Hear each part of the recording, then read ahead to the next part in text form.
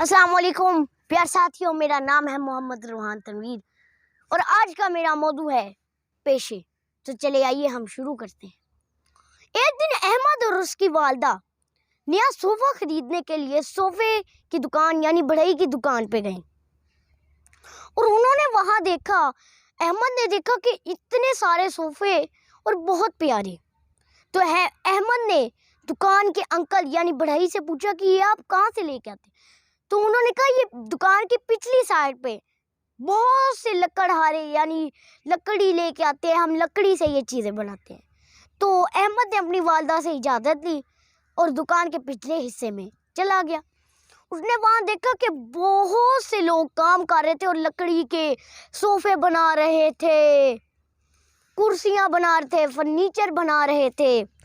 تو اس نے دیکھا وہاں بہت سارے صوفے ہیں اور خوبصورت بھی۔ تو میں آپ کو پیشوں کا بتاتا ہوں۔ دنیا میں مختلف لوگ ہوتے ہیں جو لوگوں کی خدمت کے لیے کام کرتے ہیں یعنی پیشے۔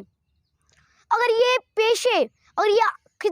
خدمات نہ ہو تو لوگ کیسے کریں گے؟ اگر پھل نہ ہو یعنی میں آپ کو مثلاً کسان نہ ہو تو انسان خود پھل پکائے گا، خود پھل اگائے گا؟ نہیں۔ اور اب میں آپ کو مثالیں بتاؤں گا۔ اچھا، احمد نے اپنی مما سے پوچھا یعنی اپنی والدہ سے پوچھا کہ اگر یہ ساری خدمات نہ ہو تو کیا ہوگا؟ والدہ نے کہا اگر ڈاکٹر نہ ہو تو علاج کیسے کریں گے؟ ڈاکٹر ہمارا علاج کرتا ہے، درزی کپڑے سیتا ہے، بڑھئی لکڑی کی چیزیں بناتا ہے، کچھ لوگ دفاتر یعنی دفتر میں کام کرتے ہیں، کچھ فوجی یعنی جو اپنے ملک کی حفاظت کرتے ہیں، کچھ سبزیاں بیچتے ہیں، کچھ کسان جو اگاتے ہیں گندم وغیرہ۔